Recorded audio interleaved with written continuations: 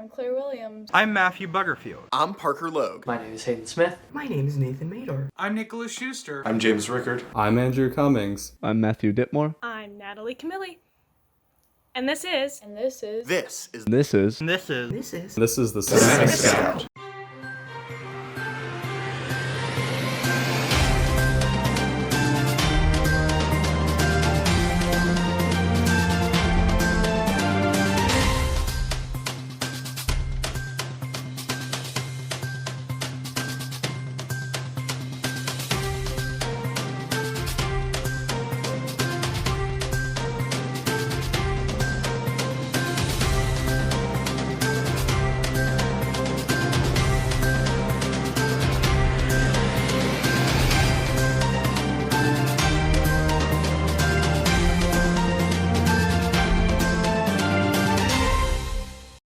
Good evening, everyone.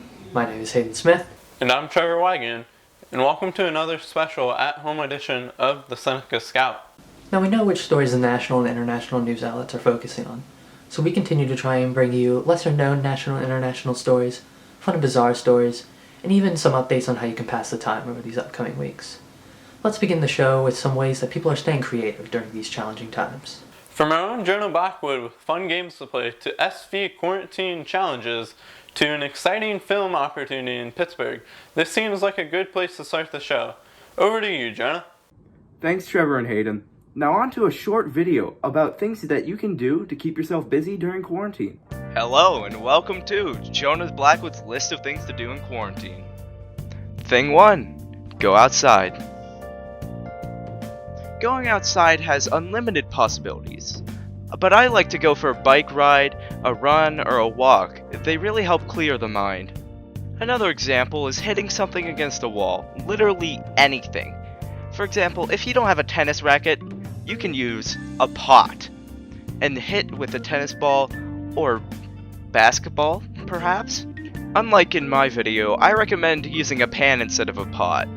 Thing 2. Trick shots. There are so many opportunities for this. Toss a ping pong ball into a cup. Anything. Change distance, change ball, whatever. You got it.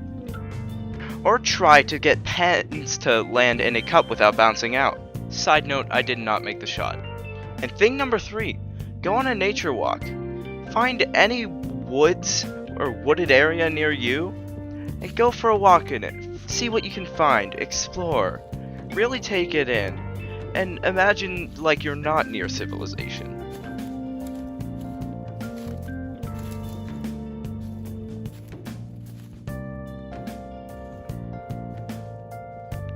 Thing 4. Chrome Music Maker. Here's if you have a computer. If you have a computer, go to your browser and look up Chrome Music Maker. It'll be one of the first few options, and if you click on Song Maker, you can do what I do here. In Music Maker, you can produce some quality music if you're pretty bored at home. And to finish it off, thing 5, Scribble.io. Scribble.io is a web game that's a digital version of Pictionary. I recommend looking it up and finding where it says Scribble.io, free multiplayer drawing and guessing game. And then you can choose what your character looks like, and then click Create Private Room, share your room key, and there you go, you're off to play with friends. And here's what the game is like. Whoever goes first gets to choose a word and begin drawing. Everyone else has to look at the drawing and begin to think about what it might be. It tells you how long the word is, but you have to figure it out from there. Get ready to have endless amounts of fun with your friends in Scribble.io.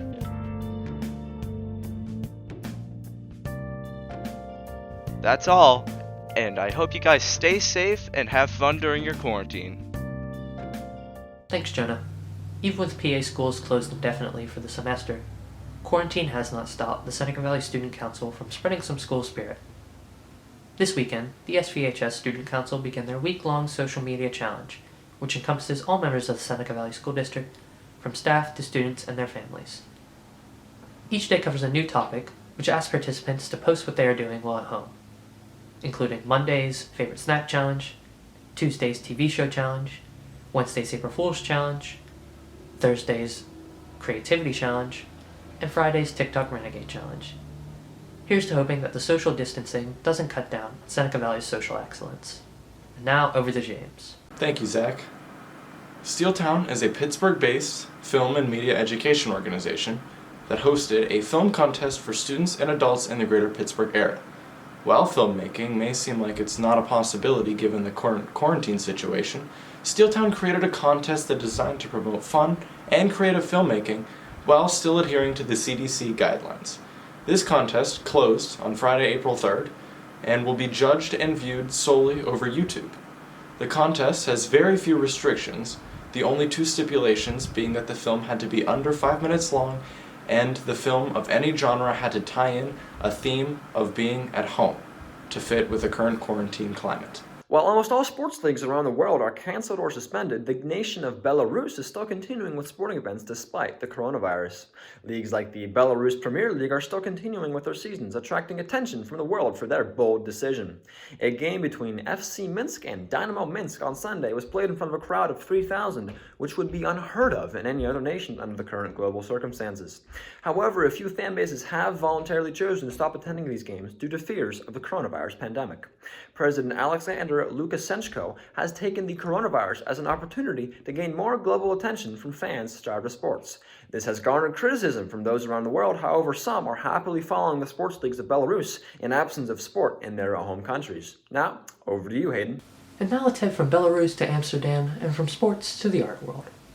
On Monday, March 30th, a Vincent van Gogh painting titled The Parsonage Garden at Newton in spring 1884 was stolen from the Singer-Loren Museum near Amsterdam. Dubbed a smash and grab by NPR, the thieves successfully stole the painting through breaking through the museum's front entrance. The painting had been on loan from a permanent collection of the Groningen Museum in the northern Netherlands, making the theft an irritating incident for both institutions. Luckily, no other artwork was stolen with the Van Gogh on Monday, which was also coincidentally Vincent van Gogh's birthday.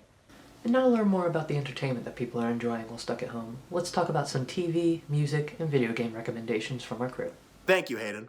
Now, the most recent episode of AMC's Better Call Saul was a crazy one, with dire implications for the remainder of the series. So, spoiler warnings ahead. Despite their straining relations, Jimmy Saul Goodman McGill got married to Kim Wexler in the most recent episode, with the sole purpose of reaping the legal benefits. Now, with threats from the Mexican cartel and Jimmy's aid in releasing a criminal from custody, the next 3 episodes until the season finale are promising to be very, very intense. Now, Better Call Saul is a prequel spin-off of the critically acclaimed Breaking Bad, and with its ramping up in this second-to-last season, I'm very excited to see how it will end. Now, here's off to you, Nick. Thanks, Parker, for that Better Call Saul recap. I'm Nick Schuster here for your next 5 book recommendations for your quarantine reading. So let's start right off the bat. My next book for you is 20,000 Leagues Under the Sea, which this book tells the story of 3 accidental visitors to an underwater submarine captained by the mysterious Captain Nemo. The next book I have for you is The Killer Angels. The book tells the story of the 3 days of the Battle of Gettysburg in the American Civil War and the day leading up to it, June 30th, 1863. The next book I have for you after that is Isaac Storm, which is a book that follows the events immediately preceding, during, and after the 1900 Galveston hurricane. And then the next one I have is definitely a classic, Treasure Island by Robert Louis Stevenson. It's a narrating tale of buccaneers and buried gold. And the final one of my favorites, is The Pelican Brief by John Grisham, which is a legal thriller about a young law student who uncovers the real reasons behind the assassinations of 2 ideologically different Supreme Court justices. I'm Nicholas Schuster, and thanks for watching. And let's go over to Andy to learn more about the Thundercat album release. Thanks, Nick. Acclaimed bassist, producer, and singer Stephen Bruner, also known as Thundercat, released his new album on Friday. Thundercat, who has collaborated with artists like Kendrick Lamar and Mac Miller, released It Is What It Is, his 4th studio album. The new record contains 15 tracks featuring collaborations from other artists like Childish Gambino and Ty Dolla $ign. Early reviews have been positive, with critics praising the album's reflective nature. Over to you, Matthew. Thank you, Andrew. Animal Crossing New Horizons released for Nintendo Switch late last month. In this game, you're tasked with creating your own personalized home in a town on a small island. But one aspect of the game that has a lot of people's attention is that other players can be invited to spend time on one another's islands.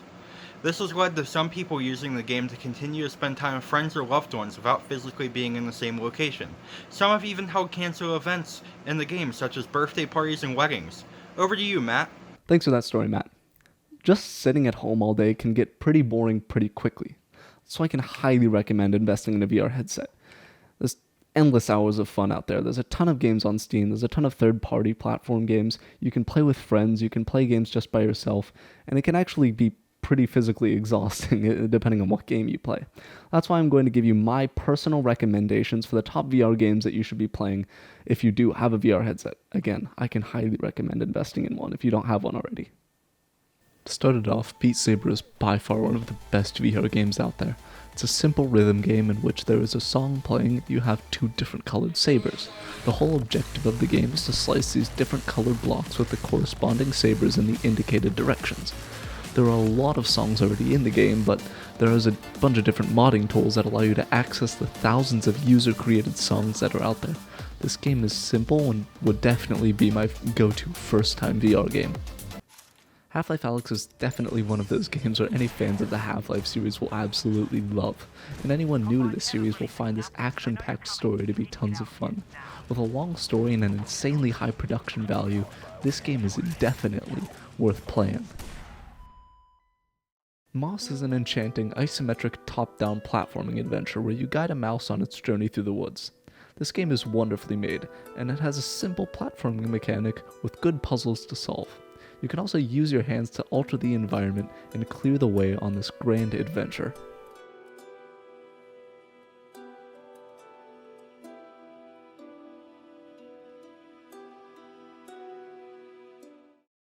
Hot Dogs, Horseshoes, and Hand Grenades is a fun VR sandbox game.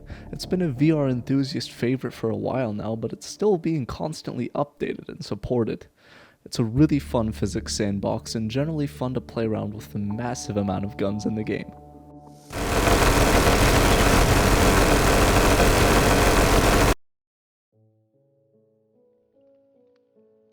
I mean, who doesn't enjoy some good old Minecraft?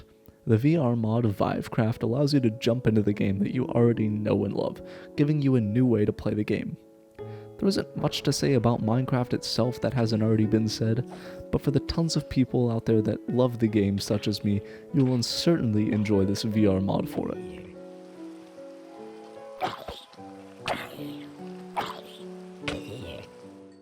Similar in style to Half-Life Alyx, Boneworks is a physics-based VR story game in which you have to make your way through.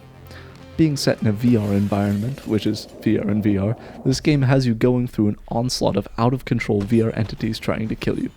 Again, it's really physics-based and lots of fun just to even mess around in. It's a very fun story, and this game will definitely last you a while.